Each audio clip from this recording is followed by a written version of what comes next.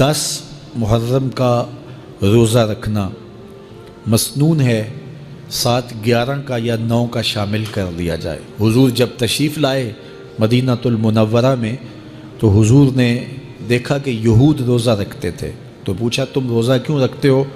तो उन्होंने कहा कि हज़रत मूसा अलैहिस्सलाम को कब्तियों से इस दिन नजात मिली थी। तो फरमाया हज़रत मूसा अलैहिस्सलाम का हक़ हमारे ऊपर ज़्यादा है। तो हुजूर ने रोज़ा रखा और फिर फरमाया कि अगले साल अल्लाह ने चाहा तो हम साथ एक रोज़ा और शामिल करेंगे, ताकि उनसे मुशाबहत ना हो जाए।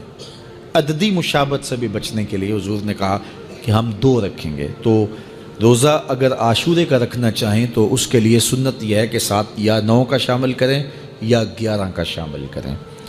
तो जो अफजल तरीन रोज़े हैं उनमें से आशूरे के रोज़ों का भी शुमार होता है। तो अगर मुमकिन हो तो जिनको अल्लाह ने सेहत अता की है, तो आजकल इतनी शिद्दत की गर्मी भी बाकी नहीं रही, तो वो ये रोज़े रखें, ज़िक्र व फ़िक्र के अंदर इन अय्याम को गुजारें।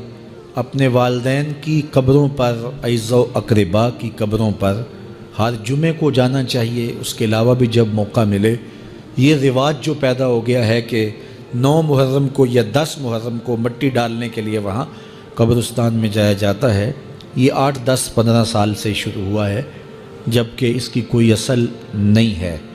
तो अगर आप रूटीन से जाते हैं तो आपको हर जुमे को जाना चाहिए वालिदैन की कब्रों पर, और वहाँ जाके हर जुमे को सूरह यासीन की तिलावत करनी चाहिए। तो साल के बाद सिर्फ़ 10 मुहर्रम को या 9 मुहर्रम को जाना, ये बहरहाल इस दौर की ईजाद है, ये कोई मसनून नहीं है और ये कोई सुन्नत नहीं है। तो रूटीन से अगर कोई जाने वाला है तो चला जाता है, तो कोई हरज नहीं है।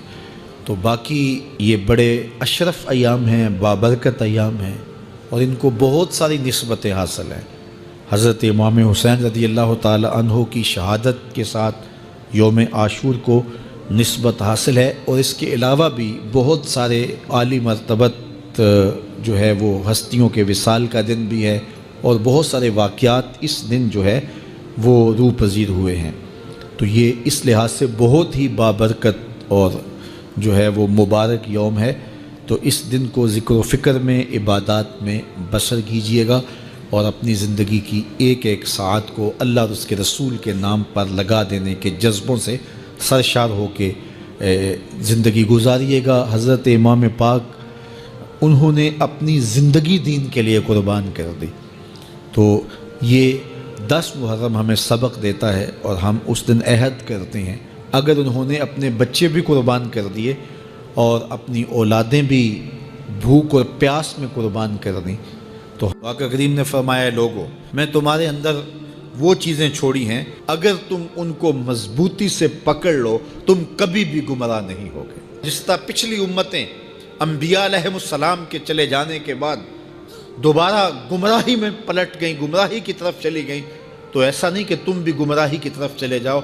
अगर तुम मेरी नसीहत पे अमल करो तो 2 चीज़ें तुम्हारे अंदर ऐसी छोड़ के जा रहा हूँ, उनके दामन को मजबूती से थाम लो तो कभी भी गुमराह नहीं होगे। उनमें से पहली चीज़ किताबुल्लाह, अल्लाह की किताब, और दूसरी भारी चीज़ जो मैं तुम्हारे अंदर छोड़ के जा रहा हूँ वो मेरे अहले बैत नबूवत है। तो हुजूर ने तो ज़मानत दी थी कि तुम गुमराह नहीं होगे, लन तदिल्लु, तुम कभी भी गुमराह नहीं होगे। और ये 73 ग्रोहों में कैसे बट गई?